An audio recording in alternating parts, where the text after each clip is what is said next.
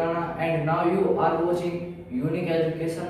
आज का हमारा टॉपिक है Why do we fall ill। देखते हैं हमारे इस टॉपिक के बारे में। तो Why do we fall ill ये टॉपिक हम स्टार्ट करते हैं। Difference between bad health and disease.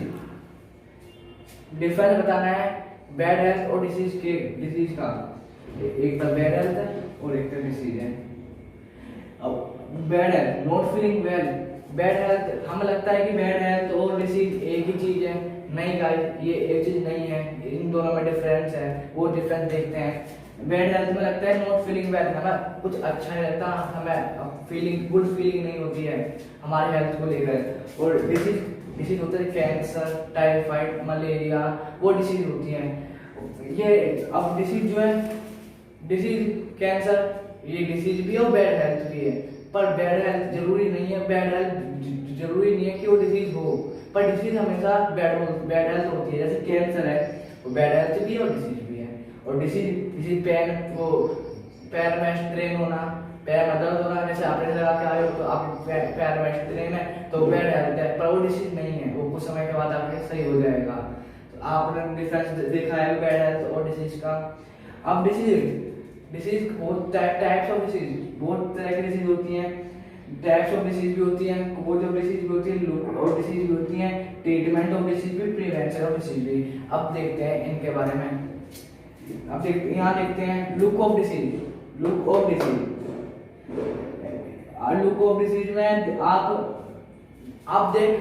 पता चलता है कि आपको कुछ डिसीज हो गई है, अंदाजा कुछ लगता है तो होगा। आपके हेल्थ के बारे में कुछ चेंजिंग कुछ होता तो होगा आपको।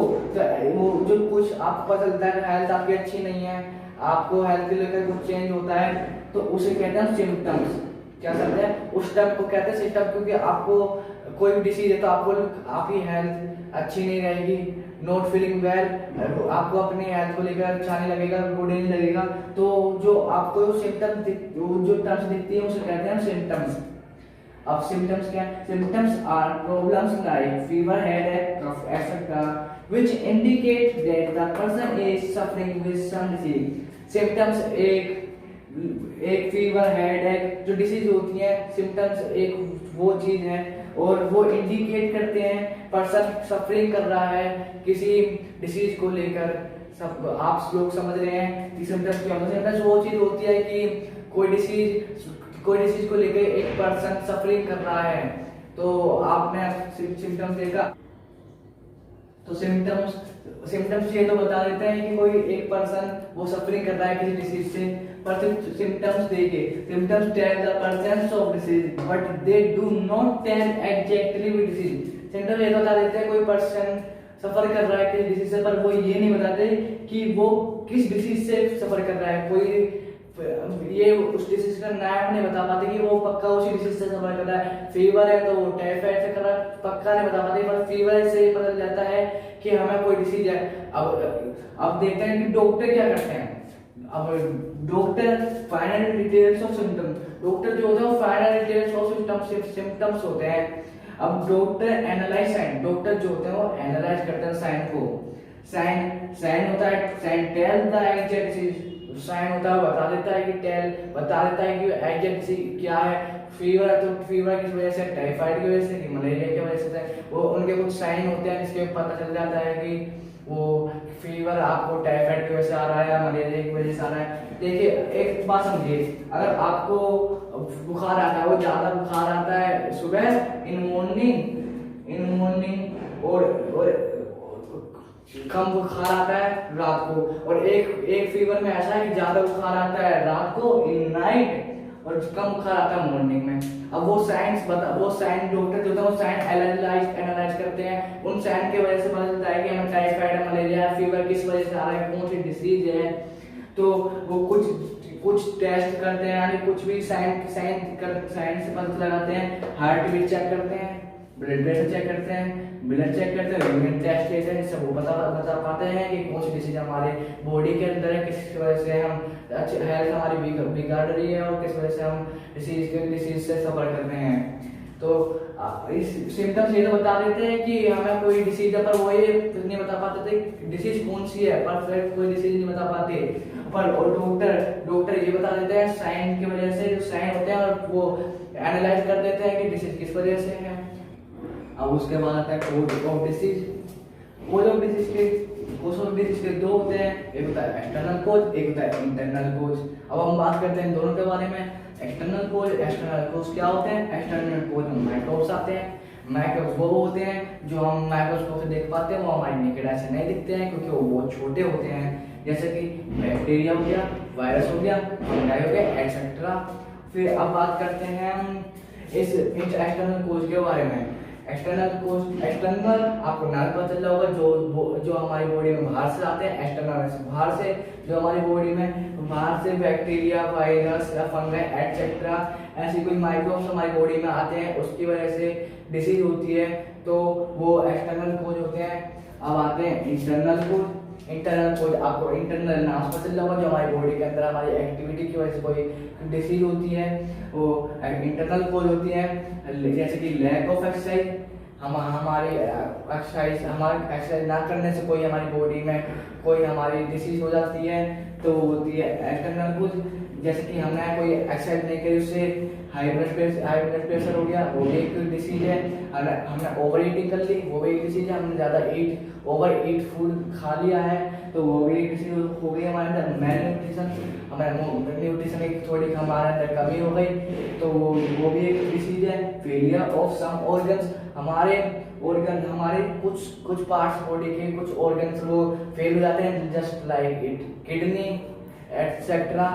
और हम स्मोकिंग करते हैं, उसकी वजह से हमारे लीवर, किडनी ये सब डैमेज हो जाते हैं, फेल हो जाते हैं। तो आपने कहीं ना कहीं सुनने को मिलता होगा कि उसकी किडनी फेल हो गई, उसकी लीवर फेल हो गई, वही आपके कुछ बॉडी के पार्ट्स कुछ खराब होते रहते हैं। इसलिए आप कुछ भी ऐसे काम ना करिए जिससे कि आप आपको बॉडी को कोई नुकसान हो। तो गाइस अभी हमने देखा कोज ऑफ डिसीज तो होते हैं, but different level of cause of disease होते हैं, अलग अलग लेवल के कोज ऑफ डिसीज होते हैं। चलो मैं आपको एक स्टोरी सुनाता हूँ। एक चाइल्ड मानो, चाहे पर्सन मानो, उसका नाम आकाश है। चलो चाइल्ड मान लेते हैं, चाइल्ड है, उसका नाम आकाश है। वो पुअर है, तो उसने एक डर्टी वाटर पी लिया, उसे प्यास लग रही थी, उसने डर्टी वाटर पी लिया। उसने डर्टी वाटर पिया तो उसे फीवर हो गया। आकाश ने डर्टी वाटर पिया, उसे हो गया फीवर। फीवर किस वजह से होगा? क्या कोस था उस डिसीज होने का? वायरस। उसने जब डर्टी वाटर पिया, वायरस कहाँ से आए? डर्टी वाटर पीने से। डर्टी वाटर क्यों पिया? क्योंकि वो उसे पॉवर्टी थी। तो मेन कोज क्या है? वायरस। तो गाइस आप समझिए, वायरस जो है यहाँ वो मेन कोज है। अगर आप ये भी कोज है, डर्टी वाटर भी कोज है, पॉवर्टी भी कोज है, पर ये जो है ये फर्स्ट लेवल कोज है। फर्स्ट लेवल कोज वायरस है, और सेकंड लेवल कोज जो है वो हमारा डर्टी वाटर है। थर्ड लेवल कोज जो है हमारा पॉवर्टी है। पर जो यहाँ फर्स्ट लेवल कोज है वो है वायरस। अगर वायरस की वजह से फीवर हुआ है, असली कोज यही तो होगा गाइस, जो उसे वायरस, अगर उसे पॉवर्टी है, जो उसने पानी पी लिया, अगर वायरस नहीं आते तो वो फीवर होता ही नहीं उसे। अगर उसे वायरस नहीं जाता तो उसे फीवर नहीं होता। उसने डर्टी वाटर पी लिया, उसमें वायरस नहीं था तो फीवर होता ही नहीं, वो सही रहता। वायरस, उसमें डर्टी वाटर में वायरस था, इसलिए उसे फीवर हो गया। तो चलो गाइस, उसके वहाँ वो गांव में रहता था, ऐसे गांव में और भी पुअर लोग होंगे, उसके जो दोस्त है, फ्रेंड ग्रुप है उसका, वो भी पुअर लोग होगा। उन सबको क्या जरूरी है कि उन सबको फीवर हो उस पानी से, डर्टी वाटर पीने से? नई पॉवर्टी है, वो भी उसी गांव में रहते हैं, वो भी उसी के दोस्त हैं। और आपको लगता है कि वो सभी को वो डर्टी वाटर से फीवर होगा? गाइस जरूरी नहीं है। आकाश फ्रेंड को कोई पॉवर्टी थे, उन्होंने भी डर्टी वाटर पिया, उन्हें भी वायरस गया, पर फीवर नहीं हुआ। क्या मैटर करता है फीवर? तो फीवर क्यों नहीं हुआ? उसे मेन होता है जेनेटिक डिफरेंस होता है, उनके कारण से उन्हें फीवर नहीं हुआ, बिकॉज उनका जो जेनेटिक डिफरेंस था अब देखते हैं जेनेटिक डिफरेंस, जैसे पेरेंट्स ए और पेरेंट्स बी, ठीक है, पेरेंट्स ए और पेरेंट्स बी, दो पेरेंट्स हैं, दोनों पेरेंट्स के जो चाइल्ड है, एक चाइल्ड ए है और एक चाइल्ड बी है, एक चाइल्ड ए है एक चाइल्ड बी है यहाँ, ठीक है। एक चाइल्ड है उसका एक टर्म यूज करते हैं, एक टर्म आती है वायरस टॉलरेंस। जो वायरस, एक हमारी बॉडी में एक ऐसी प्रॉपर्टी होती है जो वायरस को हमारी बॉडी में घुसने नहीं देती है, अगर उसका वायरस टॉलरेंस हाई है। अगर घुसती तो वायरस ज्यादा तो हमारी बॉडी में, पर वो उनकी वायरस जल्दी से हमारे ऊपर अटैक नहीं कर पाता है। जब आप एक स्टोरी सुनाता हूँ, आपको समझ में आएगी। जैसे कि एक देश है, उसके पास 1 लाख सैनिक है, 1 लाख आर्मी वाले, कुछ भी जो उसके सैनिक हैं, आप कुछ भी वर्ड यूज करो, और एक दूसरी तरफ देश है जो उससे लड़ने आ रहा है, उसके पास 10 लाख सैनिक है। अब आप बताइए 10 लाख सैनिक वाला जो देश है वो उस पर हैवी हो जाएगा, वो उसे अटैक कर लेगा, तो वो उस पर हैवी होके वो उस देश को अपने अंदर ले लेगा, अपनी पावर में ले आएगा, वो अपने देश में मिला लेगा लाके। ऐसी वायरस टॉलरेंस, अगर जिसका वायरस टॉलरेंस हाई है, वो वायरस टॉलरेंस ऐसी प्रॉपर्टी होती है, अगर वो हाई है तो हमारे वायरस को जल्दी से, हमारे अंदर वायरस ज्यादा तो है पर उससे कोई डिसीज नहीं हो पाती। अगर इसका वायरस टॉलरेंस कम है तो उसे जल्दी से जल्दी डिसीज हो जाती है वायरस से। इसलिए जिसका पेरेंट्स का चाइल्ड जो था, पेरेंट्स एक चाइल्ड था, उसका वायरस टॉलरेंस था हाई, तो उसका वायरस टॉलरेंस था हाई, तो उसे वायरस गया तो, पर वो उस पर अटैक नहीं कर पाया, उसका वायरस टॉलरेंस था हाई।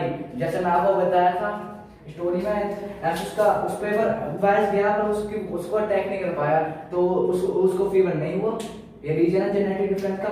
और एक तरफ पेरेंट्स बी का चाइल्ड था, चाइल्ड बी, उसका वायरस टॉलरेंस था कम, वो उस पर आराम से अटैक कर चुका था, उसका वायरस टॉलरेंस कम था। तो ये कारण है कि किसी को फीवर हो गया और किसी को फीवर नहीं हुआ, वो मैटर करता है जेनेटिक डिफरेंस पे।